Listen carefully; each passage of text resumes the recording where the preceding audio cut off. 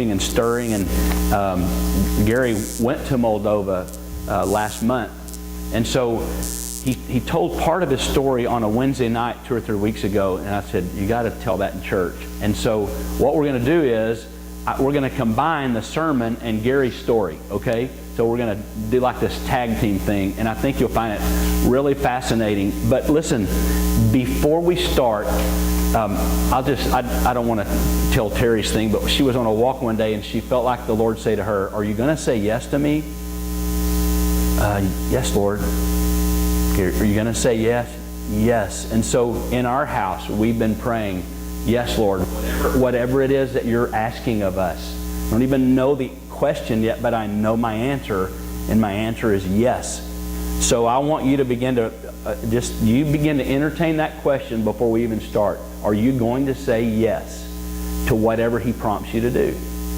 So I mean, God's gonna stir some things in you in this next little bit, and some of it involves what's over here on the wall. Okay, when Gary was in Moldova, he texted Elisa. Or at the internet cafe, I got my story, and he said, ask Bobby how many children that we as a church can get. And so I quickly prayed and just go, okay, and so I told him a number, and that's them on the wall. And Terry and I have already found our little girl, and her name is Virginia, and she would fit right in. She loves to cook, she loves music. She's 16 years old and has to leave the orphanage soon, and so we're determined she will not go on the street, and so we have said yes to that, to support some of the needs that she has, to help so she doesn't have to end up in that. So Gary's going to tell more of that side of the story, but anyway, so that's where we're going with all this. Okay, you ready? Okay. All right, Gary, you just kind of start, and then I'll jump in with these verses, okay? Okay. I've been home for 2 weeks, and I've told my stories so many times that you would think I could get through them without crying, but I can tell you right now, there's no way I'm going to make it through them without crying, so you just have to bear with me. Let me just start with this. I can't tell the story of how God put Moldova in my heart, but here's what's important to you guys and to all of us together as a family, is that when I had the meeting with the lady, Gretchen from Syria, who facilitated, basically told me, I want you to pray about this trip, after sharing with her what God was doing in my heart. I already knew that God was calling me on the trip. There was no doubt in my mind. It was the culmination of a year long of God speaking these things to me, and about sex trafficking, and about all this stuff. And so I came to Bobby, and I said, I basically told him what was going on. He said, will you do this? Don't answer me yet, but will you pray? And because I think that your trip is for our body. It's for our body to get involved. It's for our body to grow and learn how to fast and pray together. And the Holy Spirit inside me was just exploding. And I already knew the answer to that question, but I didn't answer him because he asked me not to. And so I went home and prayed, and I knew that that's what it was. And the whole time God had been speaking to me, it's way bigger than going and putting on boots and socks. It's way bigger than that. And not that that's not important, because you have to understand, some of these kids,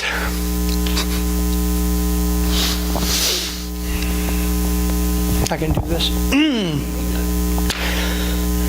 maybe have one pair of socks, and they have tennis shoes with holes in them, and they're running around this sub-zero weather, and their feet are freezing, and some of them have frostbite, and so it's a big deal to go and give them socks and boots. It's a huge deal, but I knew it was more than that, and I knew that God was calling me to something more.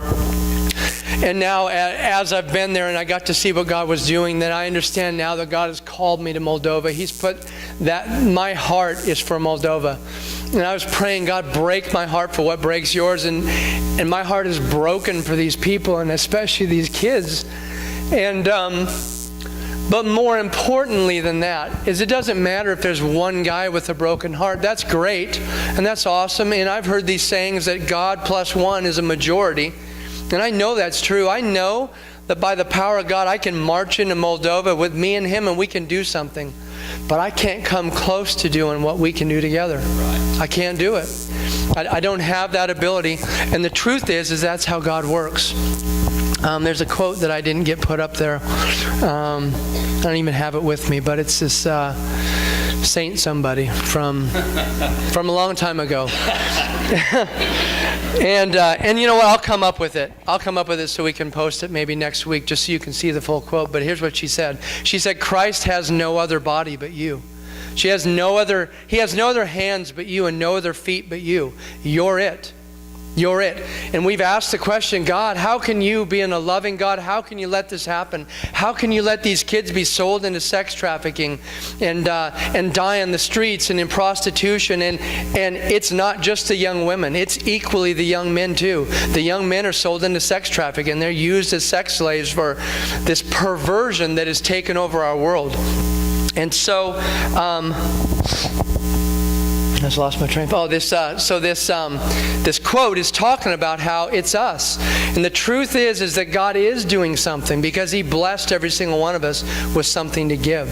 He blessed us with knowing Him so that we could turn around and be who we're supposed to be, which I think ultimately is where we get today. I have plenty of stories I'd love to share, and I could take up our whole time sharing stories.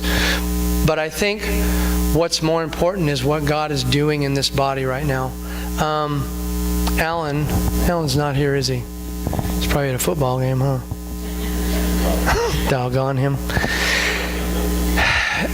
To me, the seed that began this whole thing was when we were talking about Bobby and paying him as a full-time pastor.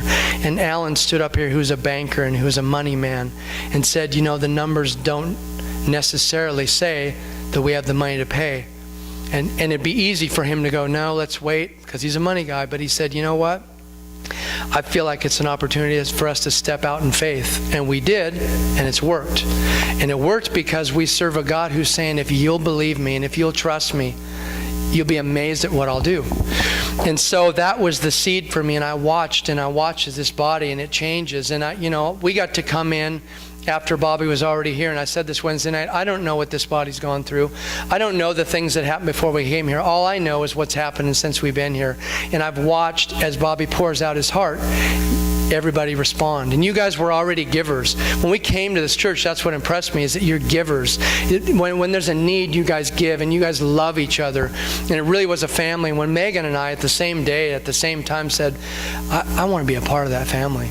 I do. And it was right after Renee's dad's funeral. And I watched how you guys just loved each other and loved them. And I was like, man, I want to be a part of that.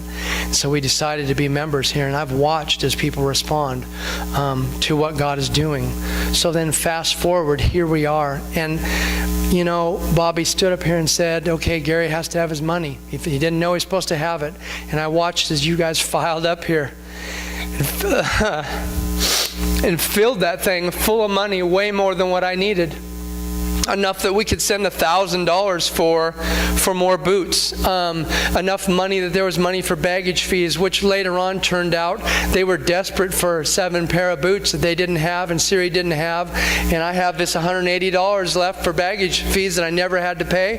And I said, let me pay them. My church already gave the money. I don't need it. And so we bought the other 7 pair. On and on and on. I watched how God perfectly provided, and He provided because you guys responded. And so now, here I am. The thing that started this for me was the sex trafficking, and God hit me in the heart one night as we were laying down to go to bed. And my little girl, Megan, and all my kids, we get to go hop.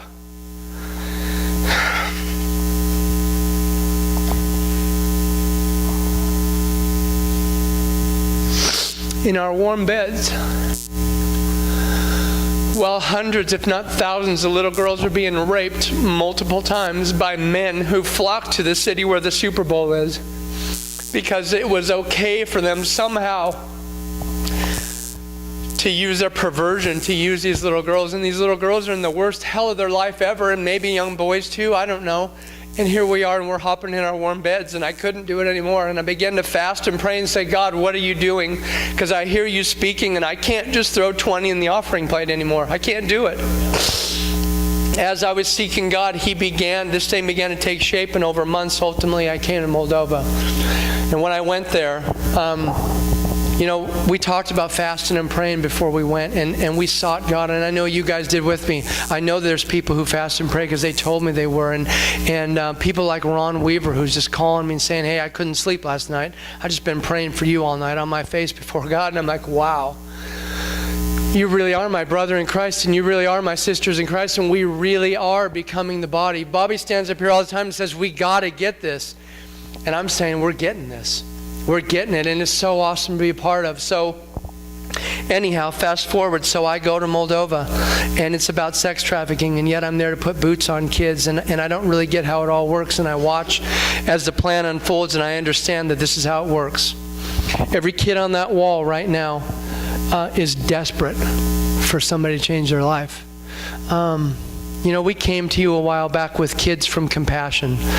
And some of these kids, the kids that we adopted, are kids who have their family. Their family's having a hard time. They can't make it. And so they allow them to go to the center, and they get them schooling. And when we send extra gifts, they feed them. But there's no kids over there on that wall that have that. They don't have it. They have nothing. And some of them are desperate for somebody who will stand up and say, I will. I'll stand up for the fatherless. I'll stand up. I'll be who God made me to be. There's a verse. I don't know if you can pull that verse up. It's Jeremiah 5. Yeah. That's the beginning of the verse. Like cages full of birds, their houses are full of deceit. They have become rich and powerful. But here's the part. And they've grown fat and sleek. He's talking about Israel. And the truth is, boy, I see America in here. I do. They've become fat and sleek. Their evil deeds have no limit. They do not plead the case of the fatherless to win it. I read that this week and it hit me in the heart. I think we do plead the case of the fatherless. We do. We have missions that go, like Deborah goes, and there's a place to throw 20 in the offering plate, but the truth is we don't plead the case to win it. And there's a case going on right now for Ion and Sergey and Mariana.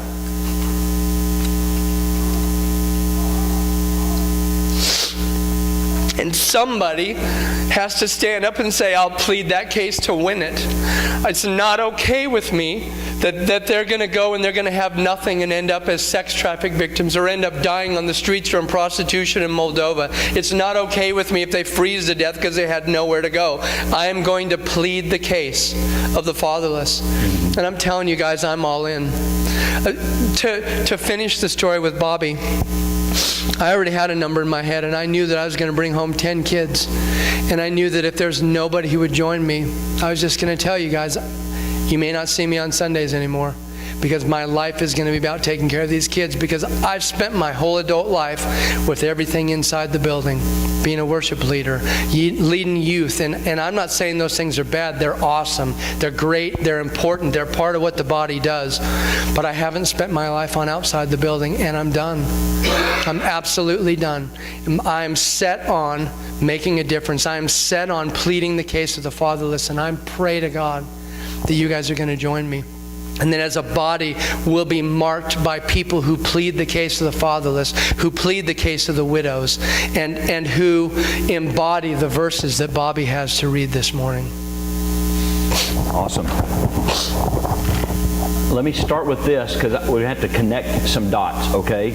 So in John chapter 14, okay, remember John 14, 15, 16, 17 are when Jesus is with the disciples in the upper room the last time they're going to be together. And so one of them, Philip says, Lord, show us the Father, and that will be enough for us. And Jesus answered, Philip, don't you know me? Even after I've been among you such a long time, anyone who has seen me has seen the Father. How can you say, show us the Father? Don't you believe that I'm in the Father and the Father is in me? The words I say to you are not just my own. Rather, it is the Father living in me who is doing His work. Believe me when I say that I am in the Father and the Father is in me, or at least believe on the evidence of the miracles themselves. I tell you the truth. Anyone who has faith in me, okay, this is Jesus talking, anyone who has faith in me will do what I have been doing. He will do even greater things than these, because I am going to the Father, and I will do whatever you ask in my name, so that the Son may bring glory to the Father. So the question is, okay, he says, you're going to do greater things than what I've been doing. Well, what has he been doing? Well, let's go back to another dot is what he was prophesied that he was coming to do. And that's in Isaiah chapter 61. So if you have your Bible, turn there. You're going to need to follow along. And so here's where we're going to tag team. I'm going to read a verse or two, and if it piques a story in Gary or whatever, then he's going to interrupt and talk about that. But I want to show you, this is a prophecy of Isaiah. Gary read a verse out of Jeremiah. They were contemporaries. They were at the same time. And so his contemporary Isaiah is prophesying about Jesus who's coming. Okay? So in Isaiah 61, starting in verse 1, the Spirit of the Sovereign Lord is on me, because the Lord has anointed me. Okay, here it goes. Okay, now remember, we are to do what Jesus did. So he was anointed to preach good news to the poor. He has sent me to bind up the brokenhearted. So if he sent Jesus to bind up the brokenhearted, guess what? He sends us to bind up the brokenhearted. To proclaim freedom for the captives. Okay, you could put in there freedom for the sex trade captives. It is our responsibility and privilege to proclaim freedom, the freedom that comes in Jesus, to do all that we can about that. And to release from darkness for the prisoners. To proclaim the year of the Lord's favor and the day of vengeance of our God. And to comfort all who mourn. I asked Gary to give me copies of those, and I didn't bring them up here, and I don't have time to do it now, but I just started going through there about some of these kids' stories. You talk about some of those who mourn. I mean, children without moms and dads. One of the moms was an alcoholic, and on Easter Sunday fell off a chair and hit her head and died. And I mean, it's just story after story of these mourning children. What's the little boy that you want to, Elisa? Tudor. There's a little boy, Tudor, over there whose dad died, and then his mom lived a horrible life and was violently murdered. That little guy has nobody. That's exactly what it's talking about, the brokenhearted. Let me tell you the story of the girl we got when I was there, because that's a great story. It's the same thing. She's a nobody. She's a nobody. She has nobody. Before we went, I knew that God was going to give us kids, and I didn't know if it meant adopt them, like bring them back to America. I didn't know. But it's kind of like Bobby said, my answer is yes, God. I heard Francis Chan say, and this is one of the things that hit me in the heart, he said, okay, there's 2 billion people who say they're Christians in the world. 2 billion. And there's only whatever million orphans.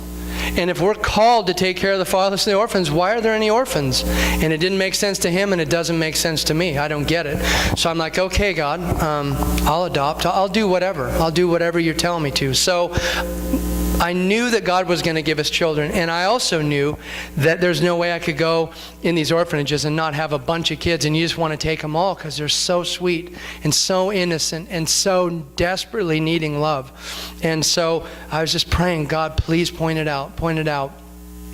And we made it through 4 days of, 14 orphanages, and that night they had a dinner. At our dinner, they had some guests for us, and it was the lady who takes care of the transitional care program, which I have a video for when we're done here, and that's the program they're showing, and she brought 3 of the young ladies in her program.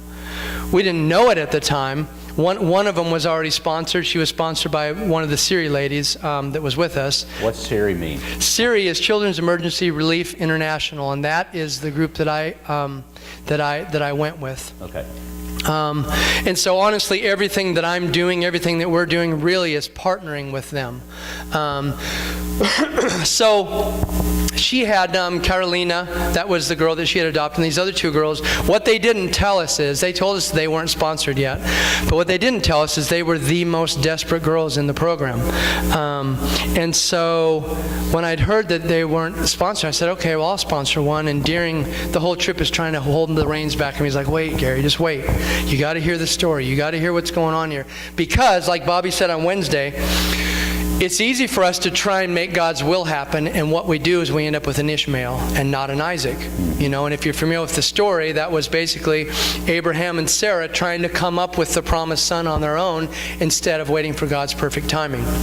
So he's constantly just trying to hold me back. And I said, okay.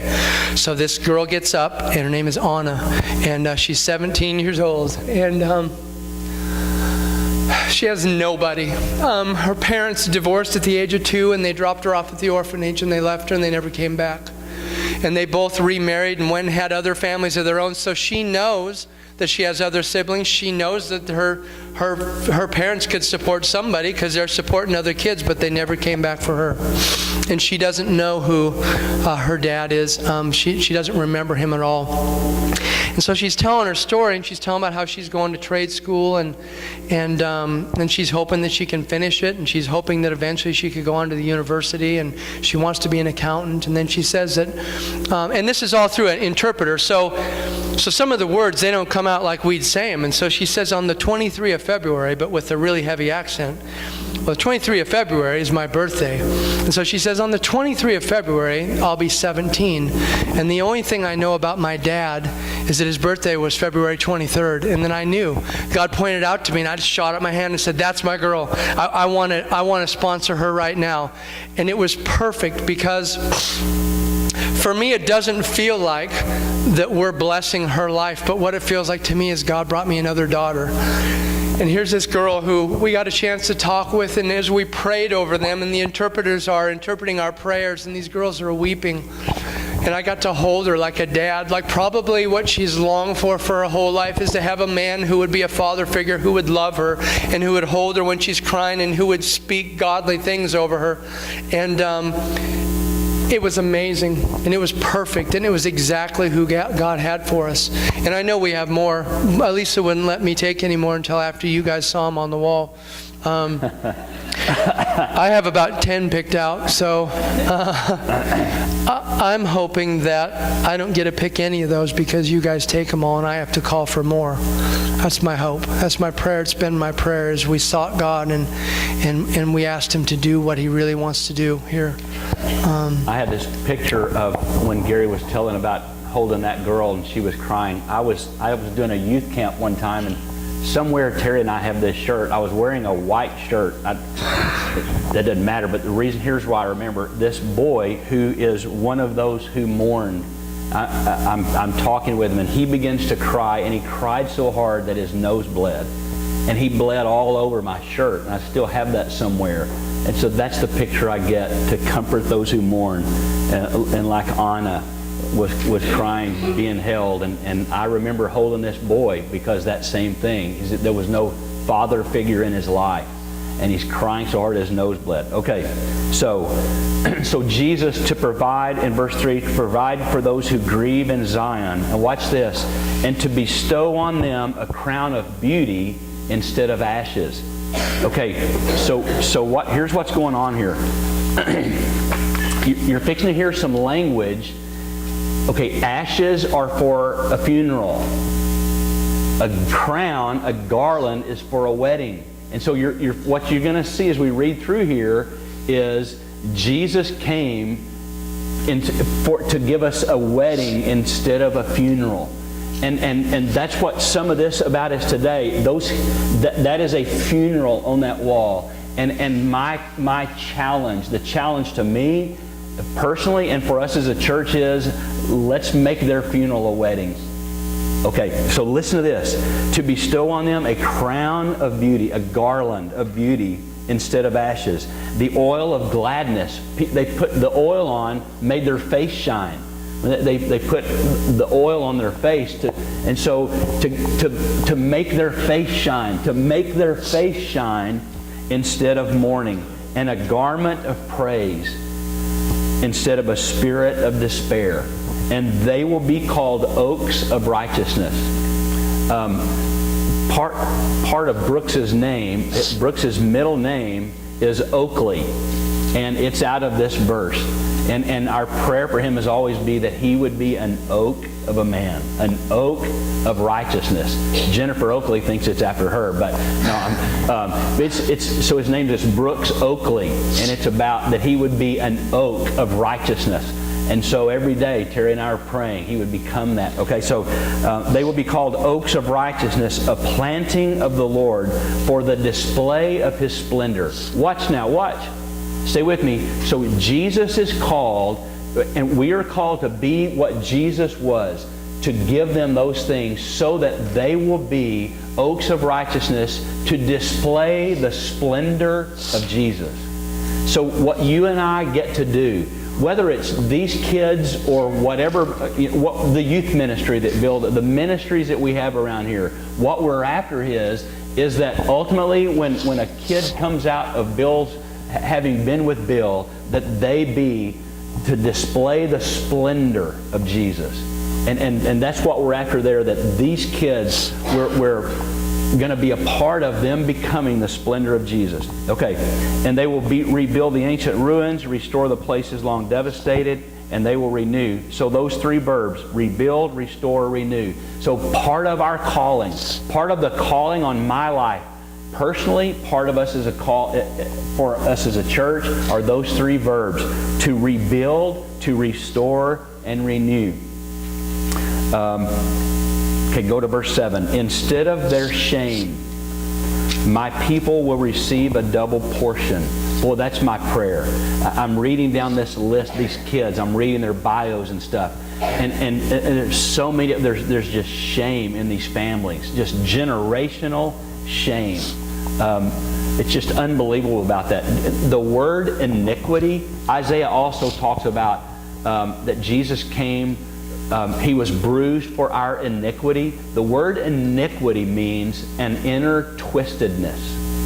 A twistedness that you didn't have anything to do with. It's a generational thing. And some of us really understand what that means. We inherited this generational twistedness in our family or whatever, and Jesus came to untwist that twistedness. So that's kind of what's going on there. You just jump in when you're ready. Instead of their shame, my people will receive a double portion. And instead of disgrace, these kids live in disgrace. And instead of disgrace, they will rejoice in their inheritance. Wow.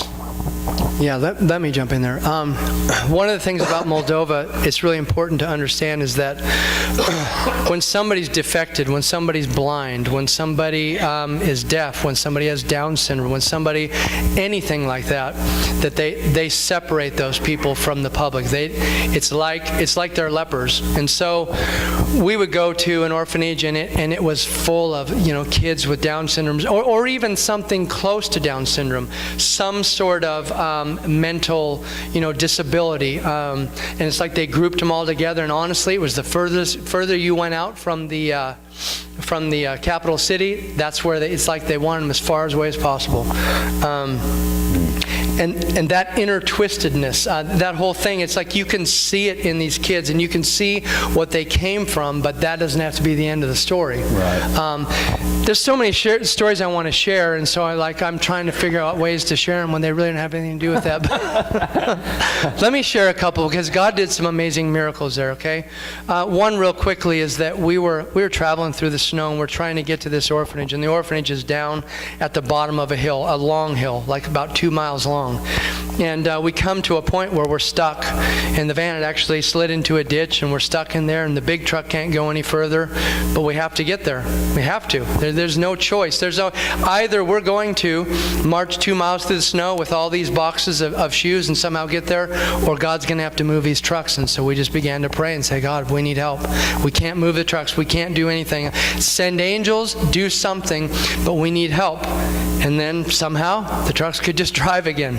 And we drove drove and went down on this long hill, and we got to the bottom, and it was so slick that just to turn the truck around, they had to get all the big boys out of the orphanage and us men and push it forward and then go to the front and push it back. And that's how slick it was. So then we finally gave up on trying to get the truck all the way back to the orphanage, and the boys came out and they would haul all the shoes back in, and the snow just keeps coming and keeps coming. It's getting worse and worse, and it's getting colder and colder. And so the director of this orphanage calls a tractor to tow us out, and he tells us, you have to leave now, but we haven't given the kids the boots yet. And one thing that Siri won't do is they won't just drop off the boots. They won't do it. They want to fit each kid so that that kid feels special. It feels like somebody came and gave them a moment of tenderness, of love, of taking care of them. And so the director's telling us, you got to go now, because if you don't, that tractor's leaving. And so finally we just said, then let it go. You know, we'll get out of here somehow. And so, you know, we spent, I don't know, an hour and a half there. It just keeps snowing and keeps snowing. And we go to move the truck, and, you know, he's backed up here, so we take the boys and we push it up and we get him straight. And then we pray and we just drive out of there. We drive up this hill. It was amazing.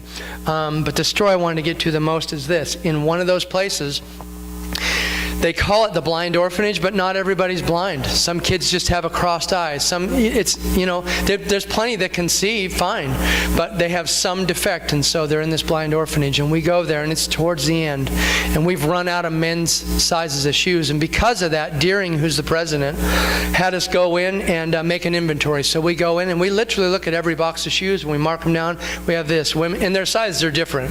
Like I would wear a size 43. Wow. When I wear a 9.5. So that'll make sense to you when I say this in a minute. So we go through, and I have a list of everything we have on this truck. And so we go to the blind orphanage, and we've handed them all out, and we're on the last child. And the last child wears a 41. We don't have any 41s left. You know, there's none. One of the things we tried to do is there was a bigger women's boot, and we hadn't really found very many, young ladies with feet that big. So we tried to kind of sell it as a snow boot for the men because we'd run out of. Well, when you're away from the city, it worked. They didn't know the difference, but when you're in the city, it was funny because they'd be like, "No, I'm not wearing that." So anyhow, we're out here, and plus it's the blind, so I don't know how well he could see the boots anyhow, but. But we tried everything, and nothing fit him. And so Deering came to me, and he said, "Gary, you got to go out to that truck." He said, "You got to go find a 41. And I said, "Deering, there are none." He said, "There has to be. There has to be." And so I went. To backtrack, that's another one of the things is that I prayed, and I said, "God, I know that you're going to do miracles. I know you are. And so, God, I'm asking you that you prepare me so that when I go on this trip, I'm ready." Of course, mine is always just going to be lay hands on the sick and they recover, lay hands on the, in the wheelchair and they get up and walk. For some reason, I think that's the only thing God ever wants to do. And so that's what I have in my mind. But as I'm walking to the truck, they gather in there and they're praying. I'm walking, I'm saying, "God, maybe, just maybe this is the moment when you want to do one of these miracles, when you want to do something outrageous." And so I walk out there and I get in the truck and I walk there, and right on top is 41s.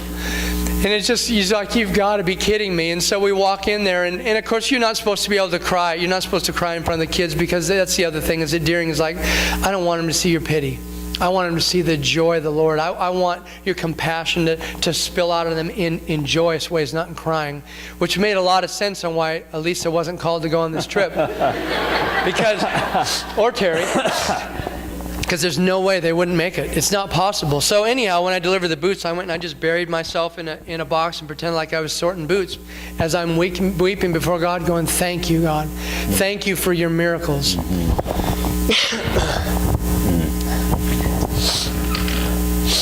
Well, on that Wednesday night, I shared this quote Mark Twain said. This is like way off that story. Mark Twain said one time, the two greatest days of your life are the day you were born and the day you discover why. And I said that quote that Wednesday night, and Gary began to cry, and he said, "I found my second day. On this trip, I discovered why I was born." Isn't that awesome? Okay, let me finish this up real fast. Please read the rest of 61. I'm going to jump to 62. Read the rest. It's just the fit. It's just an incredible fit, because it keeps this whole thing going about funeral versus wedding. But then in chapter 62, listen to this. For Zion's sake, I will not keep silent. For Zion's sake, I will not keep silent. For Jerusalem's sake, I will not remain quiet until her righteousness shines out like the dawn, and her salvation like a blazing torch. The nations will see, and watch this, and the end of the second half of verse 2, and you will be called by a new name that the mouth of the Lord will bestow, and you will be a crown of splendor in the Lord's hand, and a royal diadem in the hand of your God. No longer will they call you deserted. Okay, now, here, remember, don't read ahead. You're going to steal my thunder. Okay, so this whole thing about the funeral and wedding, what happens in a wedding, what Terry's maiden name, I had the whole Poe family was here this last week. And so when she said I do and I said I do, her name was changed. And so this whole picture, see, this wedding, and so this person's maiden name, it's my maiden name before I was in Jesus. My name was deserted and desolate. And those kids on the wall, their names are deserted and desolate. But watch this. But you will now be called Hephzibah, which means my delight is in her. Yeah! And your land will be called Beulah, which means married. Isn't that awesome? When I came to Jesus, Mr. Bobby Desolate, and a bunch of other names, when I came to Jesus, He changed my name to My Delight is in You, Son. Married. I am married into, I have been born again. I'm a son in the kingdom of God. Isn't that awesome? Our name was changed in Him. And these kids need their names changed from desolate, deserted, shamed, good for nothing the rest of their life, and all of the names that go in the whole sex trafficking thing. And we have a chance to change their name, not to your last name. I'm not saying that kind of adoption, but to say, I want to be a part in this kind of thing for these kids. Does that make sense? Okay, then verse 6, I told Gary I promised. So verse 5 is awesome about the bridegroom rejoicing. And then he says, I have posted watchmen on your walls. Okay, a watchman on the wall, here was their job. They had two jobs. It was to remind God about the people, and it was to remind the people about God. And so they're on the wall.